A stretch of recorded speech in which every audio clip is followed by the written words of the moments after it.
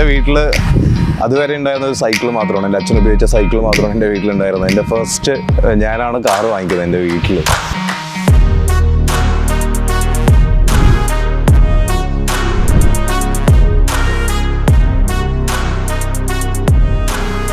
ഈ വണ്ടി as A layman, ഒരു സാധാരണക്കാരൻ, ഡ്രൈവിംഗ് അറിയുന്നൊരു സാധാരണക്കാരൻ എന്ന നിലയിൽ റോഡായിട്ട് ചേർന്ന് നിൽക്കുന്ന സിങ്ക് ആയിട്ടുള്ള ഒരു വെഹിക്കിളായിട്ട് എനിക്ക് ഫസ്റ്റ് ഓഫ് ഓൾ ഫീൽ ചെയ്യുന്നു.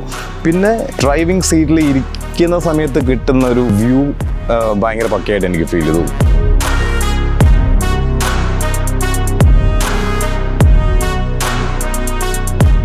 രണ്ടായിരത്തി 2008 എൻ്റെ ഫസ്റ്റ് വെഹിക്കിള്. അത് സാൻഡ്രോ സിപ്പ് ഡ്രൈവ് എന്ന് പറഞ്ഞ തേർഡ് ഹാൻഡാണ് ഞാൻ വാങ്ങിക്കുന്നത്. അന്ന് അത് കൊച്ചിയിൽ തന്നെ വാങ്ങിക്കുന്നത്. അന്ന് ഞാൻ പാലക്കാടാണ്. അന്ന് ഞാൻ ഒരു റിയാലിറ്റി ഷോയിൽ ഉണ്ടായിരുന്നു 2007. അപ്പോൾ അതിനുശേഷം 2008 കുറച്ച് സ്റ്റേജ് ഷോകളൊക്കെ ചെയ്ത് കിട്ടിയ വരുമാനത്തിന് ഞാൻ ആദ്യമായിട്ട് വാങ്ങിച്ച ഒരു വണ്ടിയാണ്. എൻ്റെ വീട്ടിൽ അതുവരെ ഉണ്ടായിരുന്ന ഒരു സൈക്കിൾ മാത്രമാണ്, എൻ്റെ അച്ഛൻ ഉപയോഗിച്ച സൈക്കിൾ മാത്രമാണ് എൻ്റെ വീട്ടിലുണ്ടായിരുന്നത്. എൻ്റെ ഫസ്റ്റ് ഞാനാണ് കാറ് വാങ്ങിക്കുന്നത് എൻ്റെ വീട്ടിൽ. അപ്പോൾ അതായിരുന്നു എൻ്റെ ഫസ്റ്റ് വെഹിക്കിൾ.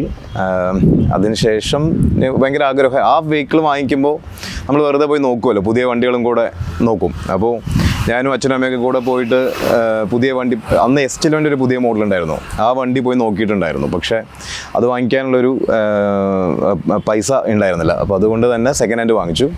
പിന്നെ അത് കഴിഞ്ഞ് ഒരു വർഷം കഴിഞ്ഞപ്പോഴേക്കും വീണ്ടും കുറച്ച് പരിപാടികളൊക്കെ ചെയ്ത് കുറച്ചും കൂടെയൊക്കെ സ്വരുക്കുട്ടി വെച്ച് നെക്സ്റ്റ് ഇയർ ഞാൻ S10 വാങ്ങിച്ചു. റെഡ് ആയിരുന്നു വെഹിക്കിൾ, 2009. അത് ന്യൂ വെഹിക്കിളായിരുന്നു.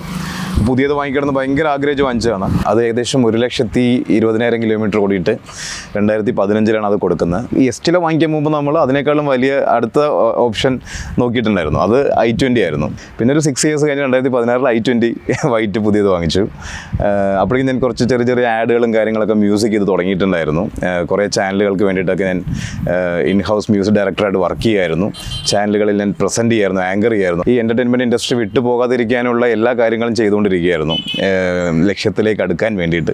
ഞാൻ ഈ ജിംഗിൾസും കാര്യങ്ങളൊക്കെ ചെയ്തുകൊണ്ടിരിക്കുന്ന സമയത്ത് എൻ്റെ ഫ്ലാറ്റിന് താഴേക്ക് ഇറങ്ങിയപ്പോൾ ആ ഫ്ലാറ്റിൽ വേറെ ഒരു ഫ്ലാറ്റിലേക്ക് ഗോപിച്ചേട്ടൻ വന്നിട്ടുണ്ടായിരുന്നു. അപ്പോൾ ഗോപിച്ചേട്ടൻ അവിടെ ക്ലബ് ഹൗസിൻ്റെ അവിടെ വന്ന് വണ്ടി ഇങ്ങനെ പാർക്ക് ചെയ്ത് ഒരു വൈറ്റ് ഔഡി A4 ആയിരുന്നു A6 ആയിരുന്നു എനിക്ക് ഓർമ്മയില്ല, വൈറ്റ് ഔഡിയാണ്. ആ സമയത്ത് ഔഡിയുടെ ഉള്ളത്തെ കാറ്റഗറി ഒന്നും എനിക്കറിയില്ല. ഇപ്പോഴും ഞാൻ അതിനെക്കുറിച്ച് ഭയങ്കര ബോധേഡല്ല, ഫോക്കസ്ഡ് അല്ല. അങ്ങനെ ഗോപിച്ചേട്ടൻ ഇറങ്ങി ഇങ്ങനെ സ്ട്രെച്ച് ചെയ്ത് ഒക്കെ നടന്നു പോകുന്നത് കണ്ടായിരുന്നു.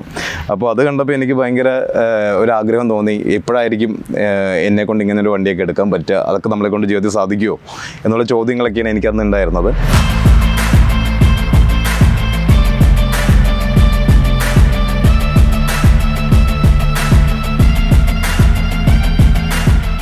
അതൊക്കെ കഴിഞ്ഞ് കുറച്ച് നാൾ കഴിഞ്ഞപ്പോൾ ജോസഫ് കഴിഞ്ഞ് കുറച്ചും കൂടെ സിനിമകളൊക്കെ വന്നു തുടങ്ങി. അപ്പോൾ ഈ പറഞ്ഞ പോലെ ആ ആഗ്രഹത്തിൻ്റെ പുറകെ ആയി ചെറുതായിട്ട്. പക്ഷേ ഈ പറഞ്ഞ പോലെ പുതിയ വെഹിക്കിളൊന്നും ചിന്തിക്കാനുള്ളൊരു ഇതുപോലും എനിക്കില്ലായിരുന്നു ആ സമയത്ത്. അങ്ങനെ ഞാൻ ഔഡി A3, ഔഡിയുടെ ഏറ്റവും ചെറിയൊരു മോഡലാണത്, ലക്ഷറി വെഹിക്കിൾ എന്നേ പറയാൻ പറ്റുള്ളൂ. ഒരു പ്രീമിയം കാറ്റഗറി ആണോ ചോദിച്ചാൽ ആണ്, പക്ഷേ അതൊരു ലക്ഷറി കാറ്റഗറി പെടുന്ന വെഹിക്കിളാണ്. അങ്ങനെ ഔഡി A3 സെക്കൻഡ് ഹാൻഡ് ഒരു 60,000 കിലോമീറ്റർ ഓടിയ വണ്ടിയാണ് ഞാൻ വാങ്ങിക്കുന്നത്. എന്നെക്കൊണ്ട് അന്ന് പറ്റുന്ന പോലെ 2020 വാങ്ങിക്കുന്നത്. വാങ്ങിച്ച ഒരു മാസമല്ല, ഈ കോവിഡ് തുടങ്ങിയ സമയത്താണ് ഞാൻ ഔഡി വാങ്ങിക്കുന്നത്. അപ്പോൾ അഡ്വാൻസ് ഒക്കെ കൊടുത്തും കഴിഞ്ഞു, എല്ലാം കഴിഞ്ഞിട്ട് കോവിഡും തുടങ്ങിയ സൈഡിൽ കൂടെ സിനിമകളൊക്കെ നിലച്ചു, ആകെ ടെൻഷൻ അടിച്ച സമയത്താണ് ഞാൻ ഔഡി A3 വാങ്ങിക്കുന്നത്. പക്ഷേ ആ വണ്ടി എനിക്ക് ഭയങ്കര ലക്ക് തന്ന വണ്ടിയാണ്. കാരണം കോവിഡ് സമയത്ത് പോലും എനിക്ക് ഒരു 3-4 സിനിമകൾ ചെയ്യാൻ പറ്റിയിട്ടുണ്ടായിരുന്നു. അപ്പോൾ അങ്ങനെ എന്നെ ചതിക്കാത്ത വണ്ടിയായിരുന്നു ഔഡി A3. പിന്നെ ഞാൻ അതിൽ തന്നെ 1,00,000 കിലോമീറ്റർ ഓടി. ഈ സെക്കൻഡ് ഹാൻഡ് വാങ്ങിച്ച ശേഷം ഞാൻ ഏകദേശം 90,000+ കിലോമീറ്റേഴ്സ് ആ വണ്ടിയിൽ ഓടി. കോവിഡ് സമയത്ത് ചെന്നൈ പോക്ക്, എൻ്റെ മിക്ക റെക്കോർഡിങ്സ് ഒക്കെ ചെന്നൈയിലാണ്. എൻ്റെ കംപ്ലീറ്റ് യാത്ര ചെന്നൈ, ഞാൻ ഫ്ലൈറ്റ് വിട്ടിട്ട് കാറിലാക്കി സോഫയിൽ ഇരുന്നിട്ട് ചെന്നൈ എത്തിയ ഫീലാണ് ആ വണ്ടിയിൽ പോയാൽ ഉണ്ടാവുക. എനിക്ക് വേറൊന്നും വണ്ടി ഓടിച്ച ഫീൽ ഉണ്ടാവില്ല. കൂടെ ആരുണ്ടെങ്കിൽ ഞാൻ ആർക്കും ഡ്രൈവ് ചെയ്യാനും കൊടുക്കില്ല, ഞാൻ തന്നെ ഓടിക്കാറുള്ളൂ. അങ്ങനെ ഒരു 4 വർഷം കഴിഞ്ഞപ്പോൾ പെട്ടെന്ന് പുതിയത് വാങ്ങിക്കാനുള്ളൊരു തയ്യാറെടുപ്പിലേക്ക് എത്തി. അങ്ങനെയാണ്. അപ്പോൾ ആ സമയത്ത് എൻ്റെ മനസ്സിൽ ഈ ഒരു കാറ്റഗറി പ്രൈസ് റേഞ്ച് എന്തായാലും ഞാൻ ഫോക്കസ്ഡ് ആണ്. അതിന് വിട്ട് ഒരു പ്രൈസിങ്ങിലേക്ക് പോകാൻ, ഒരു കാറിന് വേണ്ടി സ്പെൻഡ് ചെയ്യാനുള്ള അത്രയ്ക്ക് ഞാൻ എത്തിയെന്ന് എനിക്ക് തോന്നിയിട്ടില്ല. അപ്പോൾ അതുകൊണ്ട് തന്നെ ഞാൻ എനിക്ക് പറ്റുന്ന പോലെയുള്ള ഒരു ബ്രാൻഡ് ന്യൂ, എൻ്റെ പ്രൈസിൽ നിൽക്കുന്ന ഒരു ബ്രാൻഡ് ന്യൂയിലേക്കാണ് ഞാൻ ചിന്തിച്ചത്. ഔഡി A3 SUV-യിലേക്ക് പോകണം എന്നാണ് മനസ്സുകൊണ്ട് ആഗ്രഹിച്ചത്. കാരണം എന്നാലും ആൾക്കാർക്ക് കാണുമ്പോഴും ഞാനൊരു വണ്ടി ചേഞ്ച് ചെയ്ത് തോന്നുള്ളൂ എന്നൊരു തോന്നൽ എനിക്കുണ്ടായിരുന്നു. പക്ഷേ SUV-യിലേക്ക് പോകുമ്പോൾ ഈ സെഡാൻ്റെ ഒരു കംഫർട്ട് ഉണ്ടല്ലോ, സെഡാൻ ഈ റോഡിനോട് ചേർന്ന് കിടന്നുകൊണ്ടുള്ളൊരു കംഫർട്ട് ഞങ്ങൾ കഴിഞ്ഞ 4 വർഷമായിട്ട് എൻജോയ് ചെയ്യുന്നുണ്ട്, ഞാനും എൻ്റെ കുടുംബവും. അപ്പോൾ SUV ജസ്റ്റ് ഒന്ന് ട്രൈ ചെയ്യുമ്പോൾ തന്നെ ഇപ്പോൾ എൻ്റെ അച്ഛനെയും എൻ്റെ വൈഫിനെയും എൻ്റെ മോനെയും കൊണ്ടാണ് ഞാൻ ഡെമോന് ഒക്കെ പോകുന്നത്, അല്ലെങ്കിൽ ഡെമോ കാർസ് യൂസ് ചെയ്യാനും ട്രൈ ചെയ്യാൻ പോയത്. അപ്പോൾ ആ സമയത്തൊക്കെ ഇവർ പറയുമായിരുന്നു നമ്മുടെ A3യുടെ സുഖം കിട്ടുന്നില്ല എന്ന് പറയായിരുന്നു. പറയാൻ വലിയ വലിയ വെഹിക്കിൾസാണ് ട്രൈ ചെയ്തത് SUV, എന്നിട്ട് പോലും അവർ പറഞ്ഞു നമ്മുടെ A3യുടെ സുഖം കിട്ടും. അപ്പോൾ മനസ്സിലായി എല്ലാവർക്കും ഈ സെഡാൻ്റെ ഒരു ഇഷ്ടം അവിടെ തന്നെ നിലനിൽക്കുന്നതെന്ന് എനിക്ക് മനസ്സിലായി. അപ്പോൾ ഞാൻ ചുമ്മാ A4 എൻ്റെ മനസ്സിൽ പ്ലാനേ ഉണ്ടായിരുന്നില്ല. ബാക്കി വെഹിക്കിൾസൊക്കെ ഉണ്ട്, ഏറ്റവും ലാസ്റ്റ് മൊമെൻറ്റിലാണ് ഞാൻ A4ലേക്ക് പോയത്. ചുമ്മാ ഒരു ടെസ്റ്റ് ഡ്രൈവ് എടുത്തപ്പോൾ കയറി ഇരുന്ന ഉടനെ തന്നെ അച്ഛൻ പറഞ്ഞു ഇത് മതി എന്ന് പറഞ്ഞു. അതേപോലെ തന്നെ എൻ്റെ വൈഫ് ഓടി വരുമ്പോഴേക്കും അവളും പറഞ്ഞു ഭയങ്കര പവറും പിന്നെ ഭയങ്കര സ്മൂത്ത് ആയിട്ടുണ്ട്, അറ്റ് ദ സെയിം ടൈം വലിയൊരു കാറ്റഗറിയിലേക്ക് മാറിയൊരു ഫീല്. അപ്പോൾ നമ്മൾ ഈ പ്രൈസായിട്ട് കമ്പയർ ചെയ്യുമ്പോൾ ഡെഫിനറ്റ്ലി ഭയങ്കര വെർത്തായിട്ട് ഞങ്ങൾക്ക് ഫീൽ ചെയ്തു. വലിയൊരു കാറ്റഗറിയിലേക്ക് മാറിയ വലിയൊരു ഫീലാണ് കിട്ടി.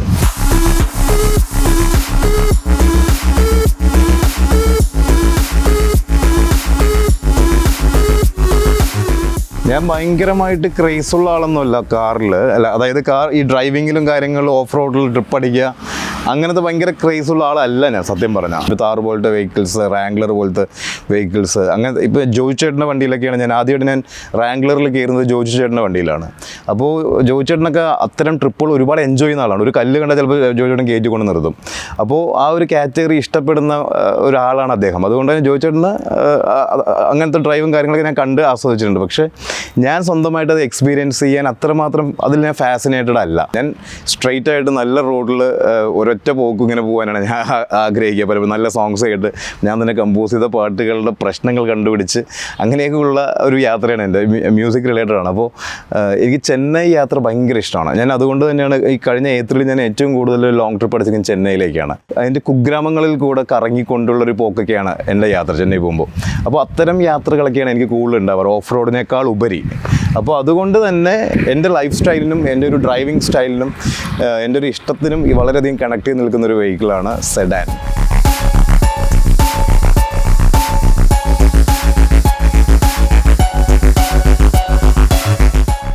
ആദ്യത്തെ സാൻഡ്രോ വാങ്ങിക്കാനാണോ A4 വാങ്ങിക്കാനാണോ കൂടുതൽ എഫേർട്ട് എടുത്തെന്ന് വെച്ച് കഴിഞ്ഞാൽ അത് ആപേക്ഷികമാണ്.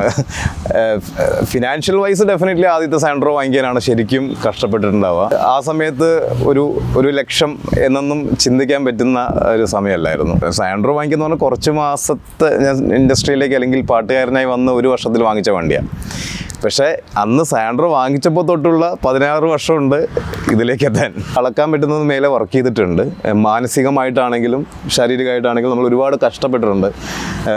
നമ്മൾ മ്യൂസിക് ഇൻഡസ്ട്രിയിൽ നിലനിൽക്കാനും അല്ലെങ്കിൽ ഒരു ഹിറ്റ്സ് ഉണ്ടാക്കാനും അല്ലെങ്കിൽ ഇതിൻ്റെയൊക്കെ പൊളിറ്റിക്സിൽ പെടാതെ നമ്മൾ മുന്നോട്ട് പോകാനും ഒക്കെ ആയിട്ട് ലോഡ് ഓഫ് സ്ട്രഗിൾസ് നമ്മുടെ ഭാഗത്ത് നിന്ന് എന്നും ഉണ്ടായിക്കൊണ്ടിരുന്നുണ്ട്. അപ്പോൾ ഈ പറഞ്ഞ എല്ലാ കാറാണെങ്കിലും ഇപ്പോൾ ഈ ഫൈനലി ഒരു ബ്രാൻഡ് ന്യൂ പ്രീമിയത്തിലേക്ക് നമ്മൾ വന്ന് എത്തിയിട്ട് നിൽക്കുന്നുണ്ടെങ്കിൽ അതൊരു വലിയൊരു എഫേർട്ടിൻ്റെ റിസൾട്ടാണ്.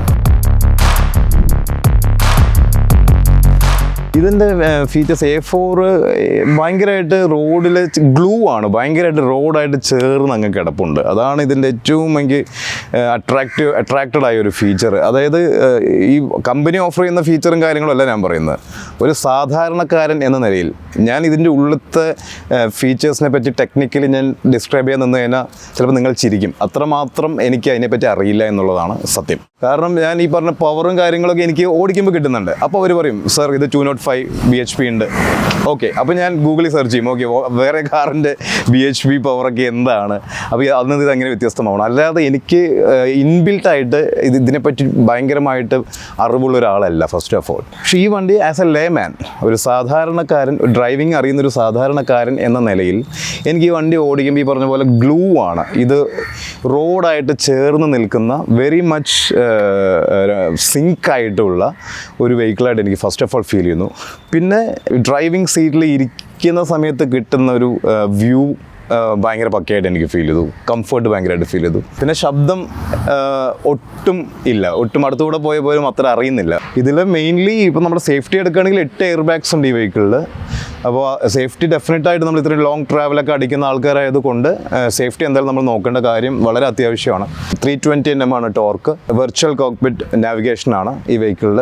കഴിഞ്ഞ ഒരു 1 year ആയിട്ട്, അതായത് കഴിഞ്ഞ ഈ നമ്മൾ A3 യൂസ് ചെയ്തുകൊണ്ടിരിക്കുമ്പോൾ ഞങ്ങൾക്ക് ഒന്ന് ബാംഗ്ലൂരിലേക്ക് ബൈ റോഡ് പോകണമെന്ന് പെട്ടെന്നൊരു തോന്നലുണ്ടായിരുന്നു. പക്ഷേ ഞങ്ങൾക്ക് അങ്ങോട്ട് പോകാൻ പറ്റില്ല. കാരണം ഈ പറഞ്ഞ A3 ഇത്രയും കിലോമീറ്റേഴ്സൊക്കെ ഓടി അതിൻ്റെ കാര്യങ്ങളെല്ലാം നമ്മൾ ചെറിയ പണികളും ഒക്കെ നമ്മൾ ചെയ്യുന്നുണ്ട്. അപ്പോൾ അതും കൊണ്ട് പോകാൻ ഒരു കോൺഫിഡൻസ് കുറവ് ഞങ്ങൾക്ക് ഭയങ്കരമായിട്ടുണ്ടായിരുന്നു.